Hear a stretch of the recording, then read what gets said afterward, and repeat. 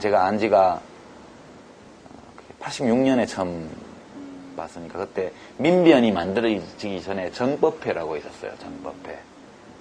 그때 정법회 멤버들이 이제 민변 전신 모태인데 그때 학생들이 무슨 주사파 나오고 막 이래가지고 도저히 변론을 할 수가 없다고 그래서 학생들이 무슨 생각을 하는지 좀 보고를 해달라 그런 요청을 받았고 제가 그 수련회에 가서 그 뭐 CNP 논쟁이니 뭐 그때 그 당시 운동권의 그런 사상적인 흐름이나 이런 거에 대해서 이제 발제를 한 적이 있어요. 변론할 때 학생들을 조금 더 이해할 수 있게 해주기 위해서. 그때 처음 제가 봤거든요. 말없이 이렇게 앉아서 그냥 경청하는 분이었는데. 그러고 나서 88년도에 이제 그때 제야에서 평민당 결합해서 들어갔을 때 제가 잠시 국회에 있을 때 노동위원회에서 봤어요. 그 다음에. 지난 15년 동안 제가 알아온 기간 동안 전혀 변하지 않은 사람이에요.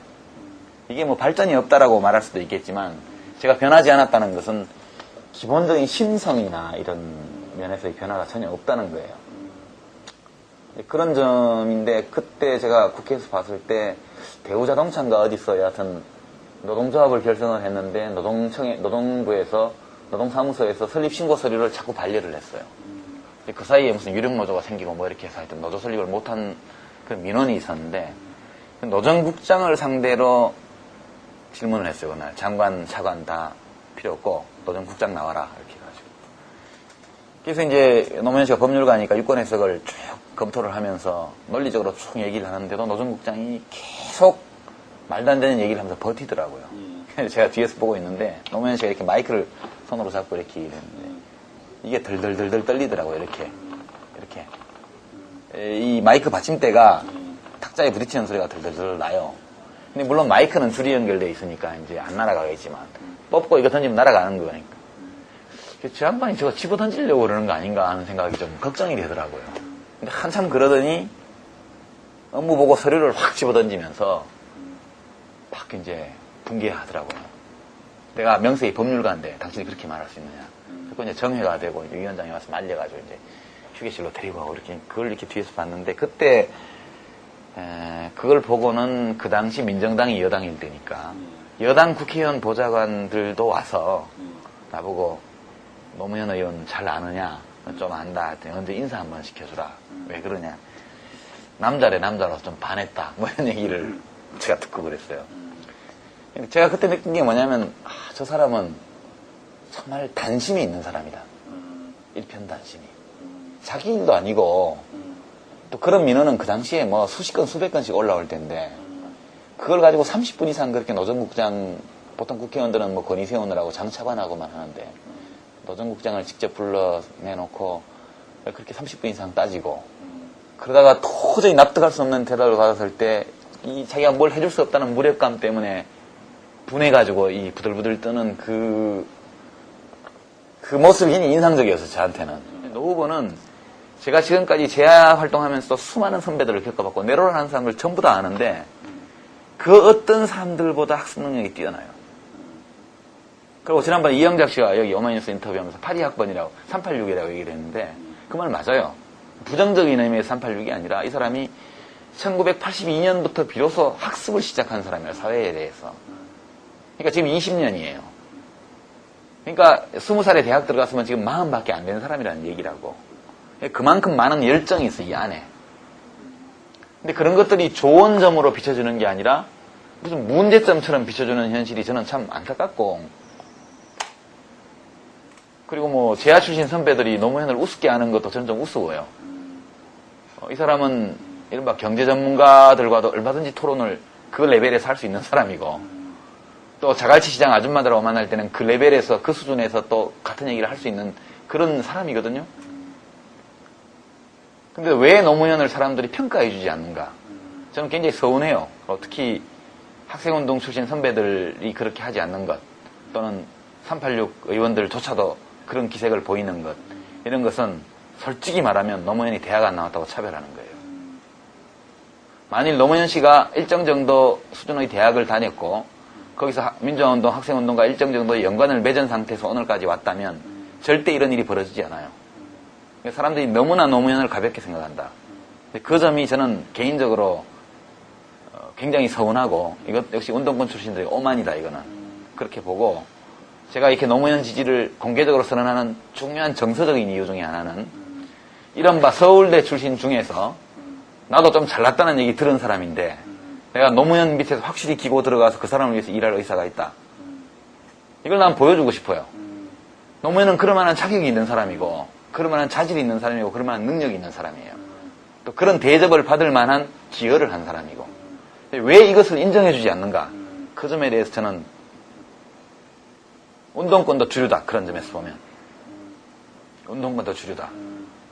오만이다. 그렇게 보는 거고 그리고 오늘은 이 사태에 노무현이 가는 데마다 왕따당하고 모욕당하고 냉대받고 그렇게 해서 하이에나들이 어슬렁거리는 들판 위에 나무 위에 혼자 매달려가지고 지금 있는 이런 상황에서 그 모든 것들을 등가적으로 정치인들 사이의 정쟁 혹은 세력 다툼으로 보면서 옳고 그름의 잣대로 이것을 보려 하지 않는 이 지식인들 한번 좀 다시 좀 생각해보자. 과연 이게 그렇게 우리가 그렇게 치부하고 넘어갈 수 있는 문제인가? 그 점이 진짜 안타까워요. 그리고 칼럼 쓰는 상태에서는 이런 말을 하기가 영 자유롭지가 않아서 진짜 다시 말하지만 이런 말 하고 싶어서 노무현 대통령을 위한 변명들이 좀 있습니다. 등장합니다. 뭐 용어 선택에 마음에 안 드실지 모르겠지만 근데 원래 성격이 변명 같은 거 잘 안 하시는 성격으로 아는데 노무현 전 대통령에 대해서만은 몸을 던져요. 왜 그렇게까지 하나? 두 사람이 사랑합니까? 그럼요, 사랑하죠. 네. 과거에도 제가 이런 질문 드렸었는데, 내가 정권 창출한 사람으로 원죄가 있다. 이런 식의 표현하셨는데, 근데 그거 말고, 인간 노무현에 대해서 어떤 애정이 있길래, 그리고 그 과정을 어떤 과정을 통해서 형성됐나. 그러니까 두 분의 어떤 사적인 인연, 감정, 이런 게 좀 궁금합니다. 정치적 이야기 빼고. 아니, 인연은 특별한 게 없죠, 별로. 없어요? 예, 특별하게 개인적인 인연은 없고요. 그냥, 예, 정치 지도자로서 제가 굉장히 이제 좋아하고 존경하는 분이었기 때문에 그냥 저 나름으로 도울 수 있는 걸 도운 거고, 그래 하다 보니까 저도 그 업계에 들어가서 이제 한 5년 같이 부대끼고 그래 된 거지. 특별히 뭐, 예, 다른 미리 진행된 인연이랄까, 연고랄까 이런 게 있는 건 아닙니다. 근데, 예, 좀 특별하잖아요, 그분이. 그러니까. 어떻게 특별하길래? 아니, 이제 뭐, 대한민국이라는 데가 돈 있어야 행세하고, 경력 좋아야 높은 자리 갈 수 있고, 학교 좋은 데 나와야 큰 소리 치고, 되게 그런 세상이잖아요. 네. 뭐, 예나 지금이나. 근데 좀, 예, 뭐 선거 나오면 뭐, 되게 많이 떨어지고, 나가기만 하면 떨어지고, 뭐, 예, 학교도 변변찮고, 사실, 가방끈도 짧고, 예, 그러고 뭐, 인물이 미남도 아니고, 뭐, 여하튼, 예. 좀 뭐, 미남은 아니시죠? 네. 예, 그렇게, 이제 그런 분이. 본인도 그렇게 뭐. 예, 제가 볼 때는 그런 면 때문이겠죠. 그러니까 굉장히 뭐랄까, 이 가치관이라든가 사회에 대한 어떤 기여, 그런 점에서 충분히 존중받을 만한 분인데, 사람들이 너무 많이 무시했잖아요, 과거에. 지금도 무시하고 있고 재임 중에도 무시를 많이 당했지만 그런 것들이 약간 예, 제가 가지고 있는 그런 공정성 또는 정의에 대한 관념을 심하게 자극한 측면이 좀 있었죠. 그러니까 제가 2002년도에 하도 열받아서 정치 시작했다 그렇게 네. 말을 했는데 예, 뭐 공공연하게 예, 뭐 그런 이유를 뒤에 깔고 이렇게 예, 말들을 하고 행동들을 하고 그렇게 했지 않습니까? 이제 그런데 그런 분이 대통령이 된 것이 좀 저는 특별한 의미가 있었다고 봐요, 우리나라 역사에. 예, 그래서 지금도 여전히 상당히 의미 있는 대통령 선거였고 또 의미 있는 대통령이었고 그렇게 생각하는 거죠. 예. 그만한 사랑을 주시고 그만한 사랑은 되돌려 받으셨나요? 아이, 사람이 뭐 좋아서 하는 건 뭐 받아서 좋은 건 아니잖아요. 우리 받으셨냐고. 우리 총수께서 옛날에 화정동에서 저한테 술 사줄 때, 술값 낼 때, 뭐, 나중에 내가 꼭 다시 산다고 해서 보장을 받고 산 건 아니잖아요. 마음에 들면 그냥 쏘기도 하고 그러는 것. 네, 그런 마음이 있었습니다, 속으로는. 아, 그래요? 다음엔 사겠지. 예, 저야 저야 그렇게 하고. 안 사더라고요. 국회의원도 하고 또 장관도 하고 그랬으니까 굉장히 많이 받은 거죠. 다른 사람에 비해서. 노무현 전 대통령에게 야속한 적은 한 번도 없었어요? 야속한 적은 별로 없었던 것 같아요. 그냥 원래부터 뭐 기대하는 게 없었기 때문에. 미운 적도 없었습니까? 근데 이상하다. 이야기가 일로 가노. 네. 일단 아니, 그냥 좋은 분이세요. 저는 좋은 분이고 인간적으로 굉장히 좋아하고 가깝게 여기고 하기 때문에 원래 그렇잖아요. 자기가 좋아하는 사람이 뭘 좀 잘 못해가지고 실제로 밖에 나가서 이렇게 욕먹고 그래도 자기가 좋아하면 그럼 뭐 잘못했다고 같이 욕하면 좋아하는 사람이나 안 좋아하는 사람이나 차이가 없잖아요. 인간적으로 가깝게 느낀다는 거는 뭐 우리가 혈육은 아니지만 그래도 뭐 하여튼 좀 문제 있을 때는 일단 편들어주고 그다음에 조용히 얘기하고 그게 친구들끼리도 그러지 않나요? 사랑이 맞는데요. 아니 뭐 꼭 동성 간에도 저는 많이 그렇다고 생각하거든요. 친구 사이라면 친구가 뭐 잘못했을 때 바로 니 왜 그랬어 이렇게 하는 것보다는 일단 남들이 막 돌 던질 때는 야 그만해라 이렇게 하고 나서 둘이 따로 소주 한잔 하면서 땀에 그러지 마라 이렇게 하는 게 맞지. 우리 김어준 총수께서도 보면 니 왜 내놓고 남들 욕하는데 같이 욕 안 해 이런 식으로 말하는 것 같아서 친한 사이에는 안 그러잖아요 보통. 조심스러우시네요. 저도 네. 그래요. 뭐 네. 노무현 대통령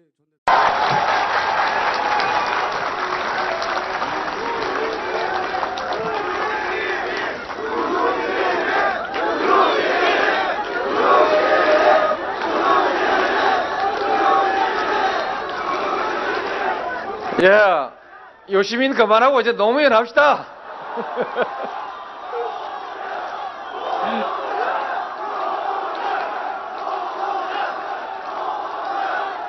감사합니다. 사실은 그렇습니다. 유시민 씨 만나보면요.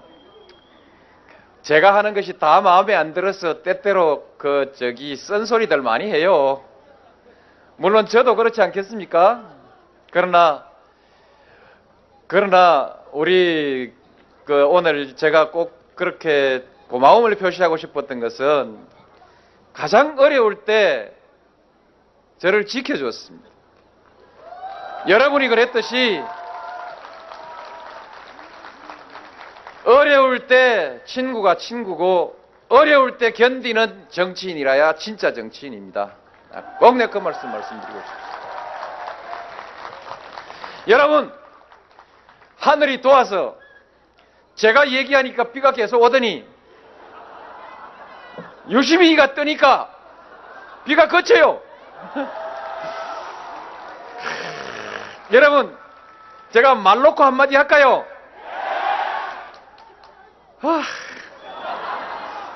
제가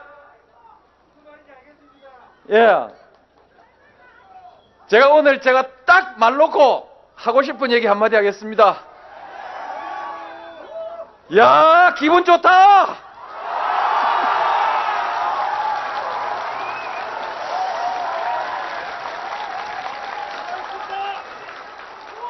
감사합니다. 이런 것 중에서 좀 그냥 쉽게 가볍게 볼 수 있는 책이 유시민 씨가 얼마 전에 냈던 대한민국 개조론이라는 책이 있습니다. 제가 제 돈이 있으면 한 권씩 좀 사서 돌리면 좋겠는데 비용도 많이 들 것 같고, 대한민국 개조론이라는 유시민 씨가 쓴 이 책을 한번 읽어보시면 재미도 있고 좀 구체적인 얘기도 들을 수 있습니다. 내가 복지부 장관으로 아주 일찍 기용을 하지 못했던 것이 굉장히 아쉬운 사람입니다. 아마 이 사람을 내가 좀 일찍 기용했더라면 지금 복지 정책이 아마 한참 나가 있을 것입니다. 그것도 시장 친화적인 복지 정책이 뭐 여러 가지 새롭게 더 하고 했을 텐데 정말 아쉬운데 그만 이 책이나 한번 보시면 좋겠습니다.